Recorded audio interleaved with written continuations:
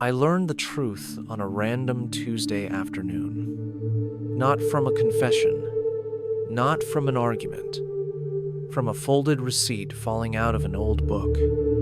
I was 16 and bored. Home early. House quiet in that heavy, waiting way. My parents were still at work. My sister at college. The silence felt borrowed. I wandered into the living room without thinking. That room still smelled like furniture polish and old paper. Dad's bookshelf stood untouched for years. Same order. Same dust. I pulled out a history book for a school project. Something about American politics. The receipt slipped out, landed softly near my shoe. I almost ignored it. Almost.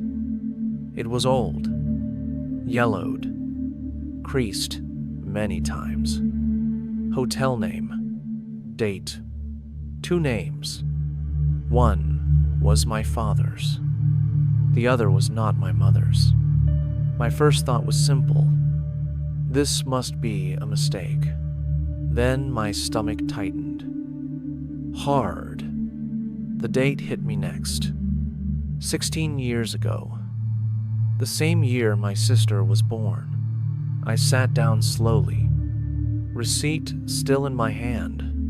The room felt smaller, like the walls leaned closer. I tried to breathe evenly. Tried to stay calm. This meant nothing, I told myself. Could be work. Conference. Shared room. But the second name kept staring back. Too personal. Too deliberate. I read it again. Then again. My heart started racing. Not fear. Something sharper. Injustice. Everything I thought I knew suddenly wobbled. Like a table with one short leg. My parents had always seemed distant. Not angry. Just careful. Quiet dinners. Polite conversations. No shouting. I used to think that was maturity. Now, it felt rehearsed. I folded the receipt back carefully, slid it into my pocket. The clock ticked loudly. Every second felt loud. I waited for them to come home. Time stretched. When Mom arrived first, I almost said something. Almost. She looked tired. Eyes dull. Smile thin. "Hey," she said. "Hey," I replied. My voice sounded strange to my ears. She went straight to the kitchen, started unpacking groceries. I followed her, leaned against the counter. "Did you ever stay in hotels for fun?" I asked suddenly. She froze for half a second, then continued moving. "What do you mean?" she asked. I shrugged, just curious. She didn't look at me. "No," she said. "Why would we?" Her tone was flat, defensive. That half second stayed with me. Dad came home later. Later than usual. I watched him from the hallway. The way he hung his jacket carefully, straightened his shoes. Everything felt staged now. During dinner, I studied him closely. His hands, his eyes. He laughed at something my mother said. A quiet laugh. Controlled. I wondered how many times he had done that before. After lying, I pushed my food around the plate. Couldn't swallow. "You okay?" he asked. "Yeah," I said too quickly. Mom looked at me then. Longer than usual. I felt exposed. Like she knew I knew. After dinner, I went to my room. closed the door. I took the receipt out again, smoothed it on my desk. The paper felt fragile, like it could disappear if handled wrong. I tried to imagine them younger, my parents, before mortgages, before kids. I had never thought of them as people who could betray. Just parents. The idea felt wrong, disrespectful, but the evidence existed. In my drawer now, I texted my sister. Short message. Did Mom and Dad ever almost split up? She didn't reply immediately. I stared at the screen, heartbeat loud. When her message came, it was vague. They had issues. Why? My chest tightened again. I typed, deleted, typed again. Did Dad ever cheat? 3 dots appeared, then disappeared. Minutes passed. Finally, she replied, I don't want to talk about this over text. That was answer enough. I lay back on my bed, ceiling fan spinning slowly. Every memory replayed differently now. Family trips, awkward silences, late nights. I wondered what else had been hidden, what else was carefully buried. The idea that my life was built on edited truth made me angry. Not sad, angry. I felt owed something. Honesty, explanation. Instead, I had silence. I heard my parents talking downstairs. Low voices, murmured. I strained to listen. Couldn't make out words, but the tone felt familiar. Careful, restrained. I realized then that whatever happened wasn't over. It was just quiet, and quiet suddenly felt louder than shouting. I didn't sleep much that night, thoughts looping endlessly. By morning, I had decided one thing. I wasn't going to pretend anymore. Morning sunlight felt sharper than usual. I stayed in my room longer than necessary, not because of sleep, because I was thinking.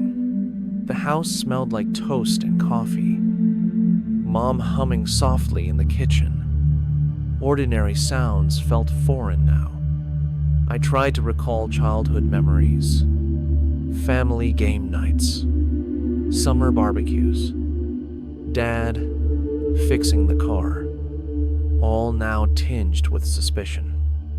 I walked downstairs slowly, sat at the table. Mom looked at me cautiously. She had that subtle crease in her forehead. Sleep well? She asked lightly. I nodded. Words felt hollow. Couldn't admit the receipt existed. Not yet. School day came quickly. Hallway chatter. Lockers slamming. Friends talking about weekend plans. I smiled faintly. No one noticed the storm inside me. History class was a blur. Teacher droned. I scribbled in my notebook. Drawings, random words, anything to keep focus. Lunch alone. Eating quietly. Scrolling through messages. No replies. I wanted to text my sister again. Curiosity gnawed at me. After school, I stayed behind. Library. Bookshelves, hiding quiet corners. Safe place for thinking. For unraveling questions. I pulled a random book off the shelf. Nothing relevant. Just pages to touch, to focus on. But my mind drifted back to Dad. To the image of him at a hotel years ago. Did he feel guilty? Did he regret?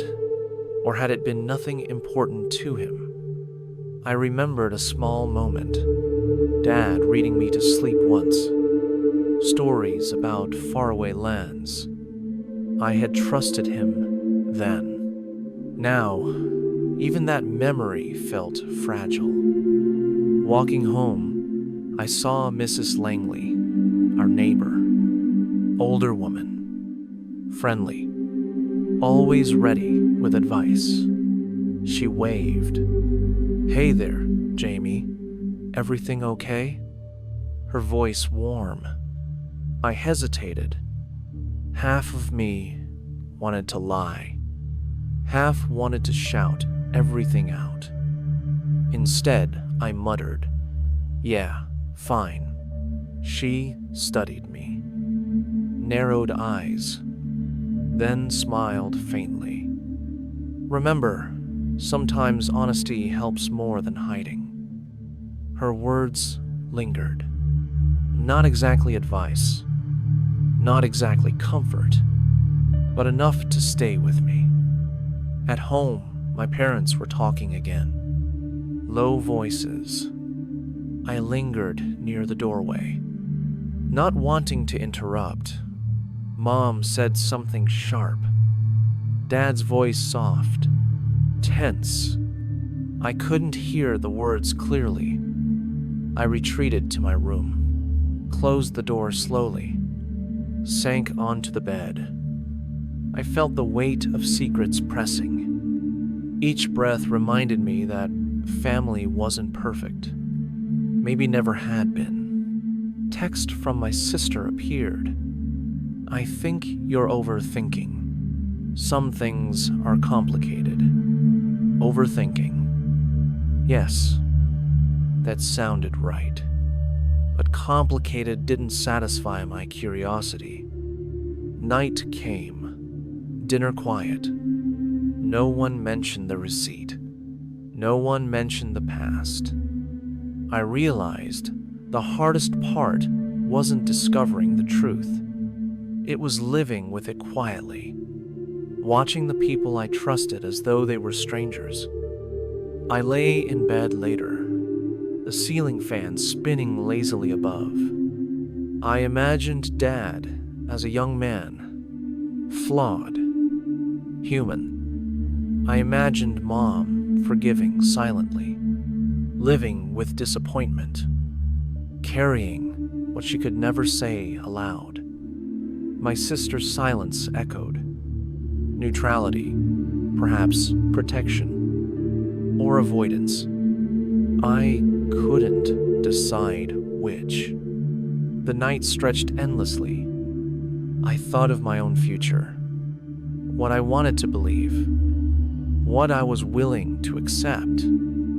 A small voice inside whispered, "Family isn't simple. Truth isn't always clear." And maybe that was enough for now. Not clarity.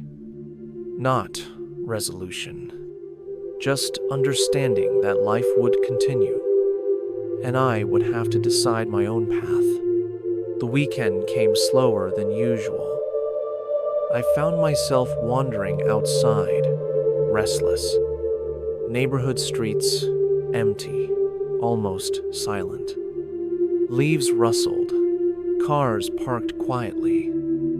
I ended up at the park near our house. Benches worn, grass patchy. I sat down, thinking about Dad, thinking about the past he had hidden. I remembered Mom's face when she first found out. Disappointment etched in every line. Not anger, but something heavier, a mix of sorrow and restraint. I called my sister. No answer. Left a message. My fingers hovered over the keyboard, unsure what to write. The afternoon faded slowly. Sunlight dimmed behind clouds. I saw kids laughing, dogs chasing balls, life moving without pause. And yet, I felt stuck, suspended in time. Returning home, I overheard voices again. Dad and Mom in the kitchen, quieter than usual. I lingered near the doorway, unnoticed. They spoke softly. Words like mistake, years ago, and regret floated through. I felt a twinge of anger. How could he keep this from me? From all of us? And yet another part understood. He had been young, flawed, trying to do what he thought was right. Dinner was tense, utensils clinking, no laughter, no shared stories, just quiet murmurs. I decided to confront my father, not aggressively, not angrily, but with a desire to understand. Later, I found him in the garage, tools scattered, car half disassembled. The smell of oil and metal hung in the air. "Dad," I said cautiously. He looked up, eyes weary. I know about the past, about the mistake." He froze, then nodded slowly. No words, just silence. I continued, voice shaking slightly. "I need to understand. I need to know why." He sighed, sat down on the workbench. "Life isn't clean, Jamie," he said quietly. "I made mistakes. You found out the one I regret most." I listened, silent, waiting for more. He explained slowly how he had been young, impulsive, how he loved Mom but had faltered, the guilt he carried for years. I didn't interrupt, didn't speak, just absorbed it, trying to reconcile the man I knew with the man he revealed. Hours passed. I realized I didn't need all answers. Some things were meant to be felt rather than fully understood. Mom found me later in the living room, sat down beside me. Quietly, "We all carry regrets," she said softly. "Sometimes we just learn to live with them." Her words didn't fix everything, but they offered perspective, a bridge I hadn't noticed. That night, I wrote in my notebook. Sketches, thoughts, scattered words, trying to process the conversation, trying to make sense of my emotions. Sleep came eventually. Dreams were fragmented. Scenes of past and present mingled together. Family moments intertwined with secrets revealed. Morning light brought clarity of a different kind. Not complete resolution, not forgiveness fully realized, but a beginning, a willingness to move forward. The next few days passed in a strange rhythm. School, homework, and chores felt heavier now. I kept replaying Dad's words in my mind, trying to measure what had changed and what hadn't. At lunch, my sister approached me cautiously. "Can we talk?" she asked softly. I nodded. We sat under the old oak tree behind school, the one Dad and Mom used to watch us play beneath. She sighed, brushing hair behind her ear. "I know you're upset about Dad, about everything." I nodded again, unsure what to say. "I'm confused too," she admitted. "Part of me is angry. Part of me, I don't know. I feel guilty too." We sat in silence, letting words hang.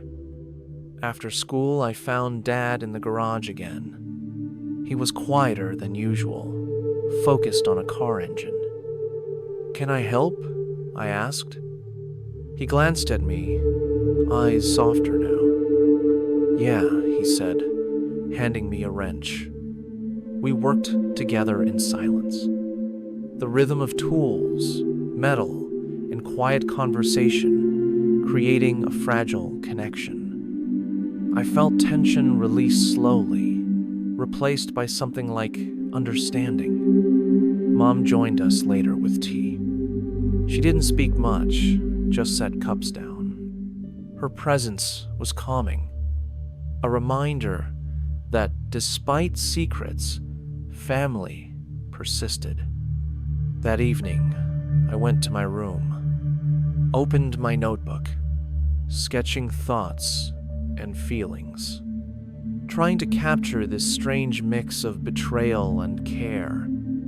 The next morning, a surprise awaited me. The neighbor, Mrs. Whitaker, knocked on our door. She handed me an envelope. Inside, a letter from someone I hadn't spoken to in years. My uncle, who lived across the country, reaching out unexpectedly. The message was simple. "I heard about the past. I'm here if you need to talk." I didn't know whether to feel relief or confusion, but I tucked the letter into my backpack. School was less heavy that day. I noticed small things. The sunlight hitting the classroom window, the chatter of friends, the wind brushing against my face. Later, Dad called me to the living room. He had pulled out an old photo album. Pages yellowed, edges worn. We flipped through pictures silently. Photos of me, my sister, Mom, and Dad. Smiling, laughing, unaware of future mistakes. I realized we were still the same family. Flawed, imperfect, but ours. The conversation shifted to the present. Dad admitted he wanted to earn our trust back. Not with words, but through actions. Mom suggested we all do small things together. Dinner once a week without distractions. A short walk around the neighborhood each evening. I agreed reluctantly. Not fully healed. Not fully understanding, but willing to try. By the weekend, I noticed subtle changes. Laughter during dinner. Small jokes between Dad and me. Sister sharing a story she hadn't before. Mom looking relieved, but still cautious. I realized healing didn't happen in moments. It happened in fragments, tiny pieces collected over time. That night, I wrote again. Not just about the past, but about small victories. About steps forward. About beginning to forgive in a quiet way. Sleep came easier. Dreams less fragmented. Images of family intertwined with forgiveness and understanding. The past no longer felt like a chain. Instead, it was a thread connecting us in unexpected ways. Monday morning arrived with its usual gray skies. I hesitated at the school entrance, backpack heavy with books and thoughts. Everything felt slightly lighter than before, yet cautious. I had learned that trust was a slow rebuild, not an instant repair. At lunch, my sister smiled at me first. No words, just a small nod. I returned it, feeling warmth I hadn't felt in weeks. Dad called me later at home. He asked if I wanted to help with yard work. I agreed, silently grateful for this ordinary connection. We worked together, raking leaves, trimming branches. Mom joined after a while, bringing lemonade. Even the small talk felt significant, the quiet acknowledgement of shared space and responsibilities. The weekend arrived. We gathered around the table for a proper family dinner. No distractions, no phones, just conversation and presence.